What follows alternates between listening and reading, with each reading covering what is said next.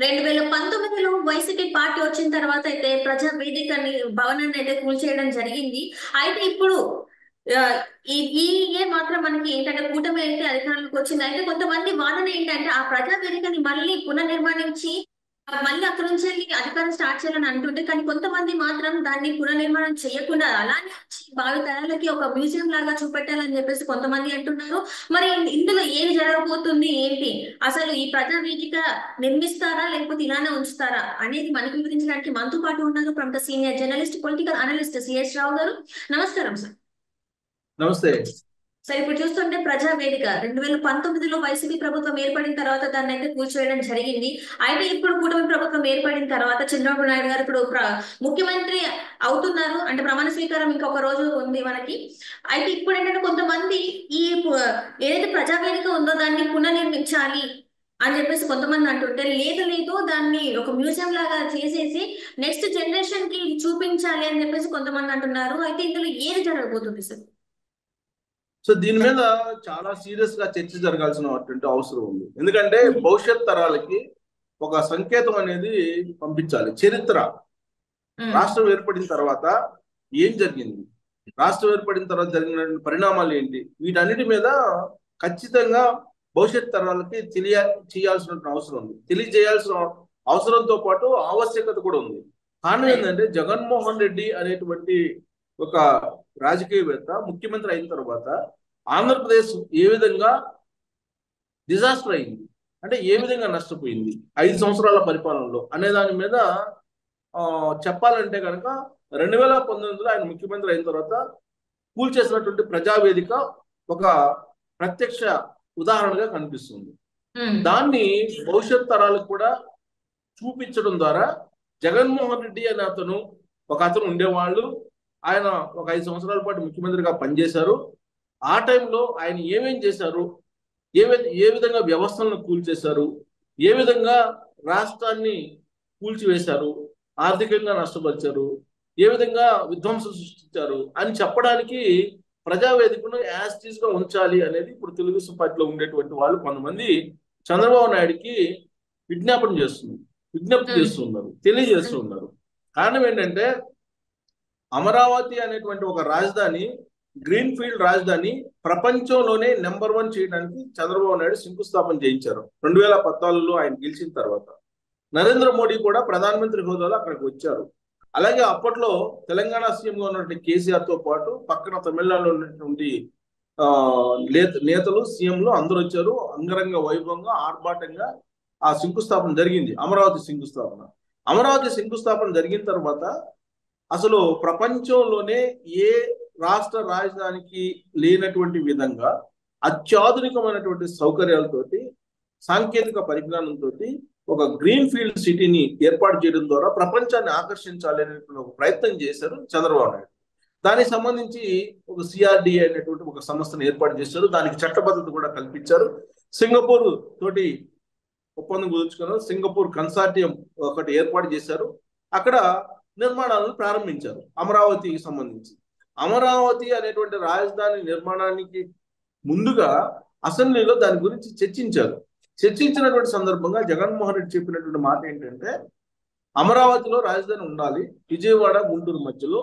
దానికి తాను కూడా అంగీకరిస్తున్నాం, తన పార్టీ కూడా ఆమోదం తెలుపుతుందని చెప్పిన తర్వాత అసెంబ్లీలో ఏకగ్రీవంగా తీర్మానం చేశారు. అది రికార్డులో ఇప్పుడు కూడా ఉంటుంది.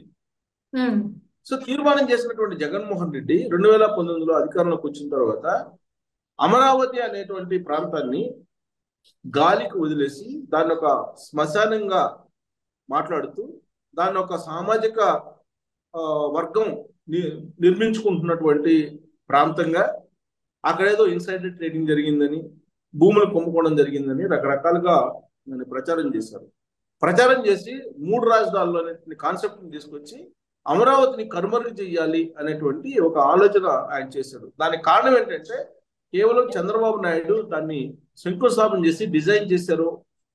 భవిష్యత్ తరాలకి చంద్రబాబు నాయుడు పేరు పదిలంగా ఉంటుంది కాబట్టి రాజధాని అమరావతిలో ఉండకూడదు అనేటువంటి కాన్సెప్ట్ తోటి జగన్మోహన్ రెడ్డి 3 రాజధానులు అనేటువంటి దాన్ని తెర మీదకి తీసుకొచ్చారు. ఆ రోజు నుంచి జగన్మోహన్ రెడ్డికి కౌంట్ స్టార్ట్ అయింది. సో ఆ 3 రాజధానులు చేసిన తర్వాత జరిగిన పరిణామాలన్నీ కూడా మనకు తెలుసు. అయితే ఇప్పుడు జగన్మోహన్ రెడ్డి ప్రభుత్వం కూలిపోయింది, కుప్పకూల్చారు ప్రజలు. ఇప్పుడు ఏం చేయాలి చంద్రబాబు నాయుడు చెప్పినటువంటి నినాదం ఏంది? 2024 ఎన్నికల సందర్భంగా రాష్ట్రాన్ని విధ్వంసం చేశారు జగన్మోహన్ రెడ్డి, దాన్ని పునర్నిర్మాణం చేయాలి అని చెప్పారు ఆయన. ఎన్నికల స్లోగన్ అదే, పునర్నిర్మాణం చేయాలి రాష్ట్రాన్ని, విధ్వంసం సృష్టించాడు, దాదాపు 30 ఏళ్ళు వెనక్కి తీసుకెళ్లిపోయాడు రాష్ట్రాన్ని అని ఆయన చెప్పినటువంటి మాట. సో పునర్నిర్మాణం అని అంటే ఎక్కడైతే జగన్మోహన్ రెడ్డి కూల్చేశాడో ప్రజావేదికని, అక్కడి నుంచే పునర్నిర్మాణం యొక్క పనులు స్టార్ట్ చేయాలి అనేది కొంతమంది అభిప్రాయం. ఎందుకంటే ప్రజావేదికను కూల్చివేసి తాను విధ్వంసకారుణ్ణి అని జగన్మోహన్ రెడ్డి ఒక సంకేతం ఇచ్చాడు. ఆయన ముఖ్యమంత్రిగా రాగానే తాను ఆ విధ్వంసానికి వ్యతిరేకంగా పునర్నిర్మాణం చేపడుతాను అని సంకేతం ఇవ్వడానికి అదే ప్రజావేదికని మళ్ళా పునర్నిర్మించాలి అనేటువంటిది ఒక సలహా చంద్రబాబు నాయుడికి తెలుగుదేశం పార్టీలో ఉండేటువంటి వాళ్ళు కొంతమంది ఇస్తూ ఉన్నారు. ఇదే సమయంలో మరి కొంతమంది ఏం చెప్తున్నారు, నమూనాగా లేదా రాష్ట్ర రాజధాని ప్రపంచాన్నే ఆకర్షించేటువంటి ఒక రాజధానిగా ఏర్పడబోతుంది అమరావతి. సో అమరావతి ప్రపంచవ్యాప్తంగా కూడా ప్రాచుర్యం పొందుతుంది కాబట్టి రాబోయేటువంటి రోజుల్లో పర్యాటకులు కూడా ఎక్కువ ఉండే అవకాశం ఉంది, పర్యాటకులు కూడా చూడటానికి వచ్చేలాగా దాని నిర్మాణం ఉంటుంది.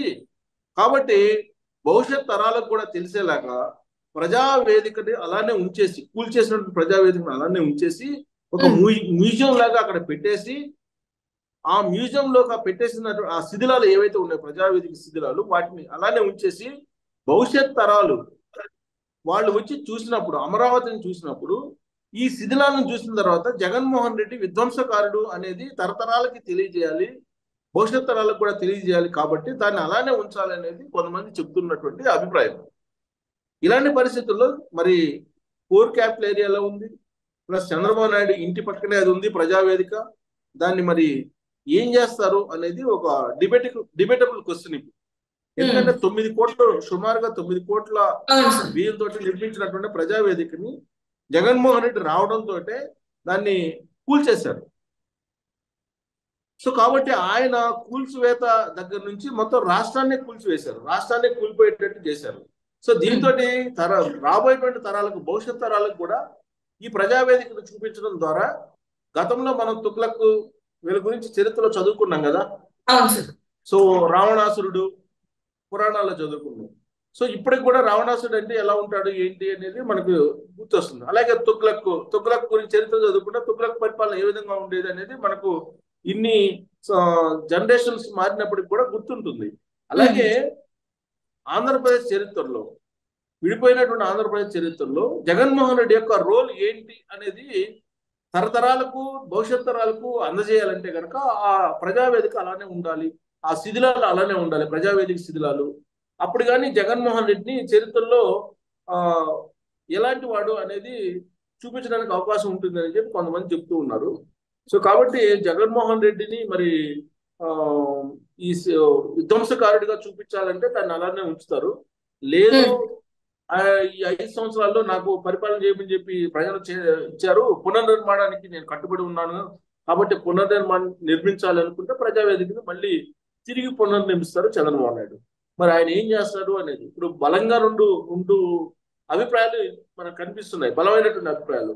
ఈ 2 అభిప్రాయాల్లో ఎటువైపు మొగ్గు చూపుతారు అనేది ఆసక్తికరమైనటువంటి అంశం మనకి. జగన్మోహన్ రెడ్డి భవిష్యత్ తరాలకి ఆయన తుగ్లక్ లగ్నం లేదంటే ఒక రావణాసురుడు చూపించాలనుకుంటే అది ఉంచుతారు. లేదు, జరిగిపోయింది, ప్రజలు శిక్షించారు, అతన్ని మళ్ళా లేవకుండా ఇంకా మళ్ళా ఆయన సంబంధించినటువంటి ఆనవాళ్ళు ఎందుకు ఉండాలి అనుకుంటే కనుక దాన్ని పునర్నిర్మాణం చేసి అమరావతిలో మళ్ళా ఇది ఒక దిష్టి సుక్కలాగా ఎందుకు ఉండాలి, కూల్చివేసిన శిథిలాలు అనుకుంటే కనుక దాన్ని పునర్నిర్మిస్తారు. సో మరి ఇది ఒక సుదీర్ఘ కాలం పాటు మరి దీనికి సంబంధించిన చర్చ అయితే జరుగుతుంది. ఇప్పుడైతే ప్రజావేదిక నిర్మాణం జరగదేమో అనుకుంటున్నాను నేను. ఎందుకంటే ఆల్రెడీ అమరావతికి సంబంధించినటువంటి పనులు అయితే స్టార్ట్ అయ్యాయి, ఇంకా ప్రమాణ స్వీకారం చంద్రబాబు నాయుడు చేయకుండానే. కానీ ఆ ప్రజావేదిక గురించి మాట్లాడలేదు ఇప్పుడు.